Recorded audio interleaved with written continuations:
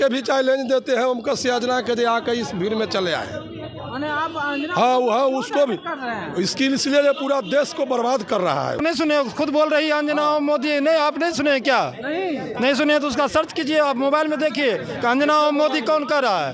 उस रह गई CBI और ED की बात कर रहे हैं। अभी छत्तीसगढ़ के चुनाव में क्या हुआ? लाल डायरी की बात होती थी, कहाँ है ED और CBI? वहाँ लाल डायरी खोज रहा है। चुनाव खत्म, लाल डायरी खत्म हो गया।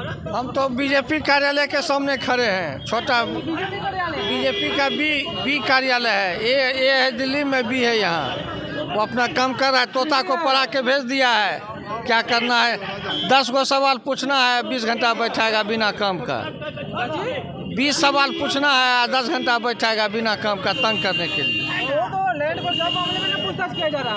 तो बच्चा अरे हमारा बच्चा जब छोटा था, हम फिक्स डिपॉजिट किए तो कहाँ से चोरा के लाया? हमने किए उसके नाम पर। इससे क्या पूछताछ करेगा वो? इनसे डटे रहेंगे। उसका दिन है तो तनी अरेस्ट करके हमारा नेता के ले जाए, तब देखते हैं। गोदी मीडिया के भी चैलेंज देते हैं उनका योजना के आके इस भीड़ में चले आए। हाँ उसको भी इसकी इसलिए ये पूरा देश को बर्बाद कर रहा है। हाँ वो है माने नरेंद्र मोदी का है चैनल। मीडिया क्या है? गलत है। अंजना मोदी वो अंजना मोदी है। तो आप नहीं सुने, खुद बोल रही है अंजना मोदी। नहीं, आप नहीं सुने क्या? नहीं सुने तो उसका सर्च कीजिए, आप मोबाइल में देखिए अंजना मोदी कौन कर रहा है।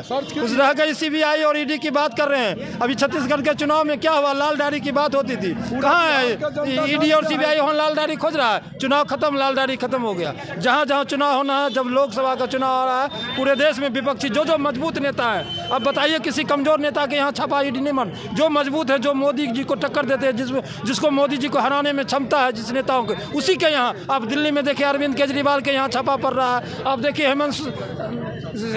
हेमंत सोरेन झारखंड में पड़ रहा है, यहाँ देखिए फर रहा है, बिहार में इनके ऊपर पड़ रहा है। जहाँ जहाँ विरोधी और मजबूत है, इसके लिए पता है मोदी जी को कि दिल्ली की रास्ता, दिल्ली की गद्दी की रास्ता बिहार और यूपी से होकर जाता है, और बिहार में 40 और यूपी में 80 सीट ये हारने जा रहा है। उसी का बौखलाहट का ये परिणाम है कि ED और CBI सभी विरोधियों पर छापा मार रहा है।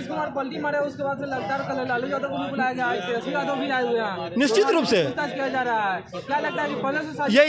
ये पूरा देश जान गया नीतीश कुमार के समाजवाद के नाम पर सबसे बड़ा कलंक है। जिस राजनीतिक गुरु कर्पूरी ठाकुर जी के नाम पर इन्होंने राजनीति किया, उनके आत्मा को भी आज चोट पहुंचा होगा। वो भी स्वर्ग से कर्पूरी ठाकुर जी की आत्मा का इनको गाली देने का काम कर रहा हो कि मेरे नाम पर तुमने राजनीति किया। और जो मुझे गालियां देते थे मुख्यमंत्रित्व काल में, जिन्होंने कर्पूरी ठाकुर जी को कभी चलने नहीं दिया, यही भाजपा के लोग उनको गाली देते थे कि ये आरक्षण कहाँ से आई, कर्पूरी की मायबू आई। ये भाजपा के लोग उनको गाली देते थे। आज उन्हीं के साथ में जाके उनका शिष्य कहने वाला नीतीश कुमार जाके बैठ गया है। इनको जरा सा शर्म नहीं आ रहा है कि कर्पूरी जी के नाम लेते हुए। आज अगर कर्पूरी जी को भारत रत्न की उपाधि मिला है, इसलिए उसको सही माने आप लोगों ने, केंद्र की सरकार। अब उनके विचारों को धरातल पर उतारिए। जो विचार कर्पूरी ठाकुर के जो थे, गरीबों के कल्याण की बात करते थे, गरीबों को शिक्षा की बात करते थे, गरीबों के रोजगार की बात करते थे, इसी से उसको जलन होता था। अब उसके विचारों को हम लोग पुनः, हमारी सरकार 24 में बनेगी तो कर्पूरी जी के विचारों को हम पूरे धरातल में, बिहार में और देश में लागू करेंगे।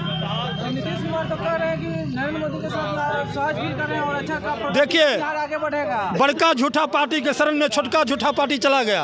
आपको याद होगा ऑन रिकॉर्ड विधानसभा में बड़का झूठा पार्टी बीजेपी को यही नीतीश कुमार कहे थे। और बड़का झूठा पार्टी के शरण में हर छोटा चोर बड़ा चोर के शरण में, हर छोटा चोर बड़ा चोर के शरण में चला जाता है। उसी बड़का झूठा पार्टी के शरण में छोटा का भाई नीतीश कुमार छोटका झूठा पार्टी चला गया। जो सम्राट चौधरी कहा था, आपको याद होगा कि जब तक नीतीश कुमार को नहीं गद्दी से हटाएंगे, हम अपने सर का पगड़ी नहीं खोलेंगे। आज क्या हो गया? आज उसी के चरणों में अपना सर का पगड़ी रख के उप मुख्यमंत्री का सत्ता का फायदा उठा रहा है। ये सब बेशर्मों का जमात है बीजेपी और उनके लोग जो हैं RSS के लोग हैं।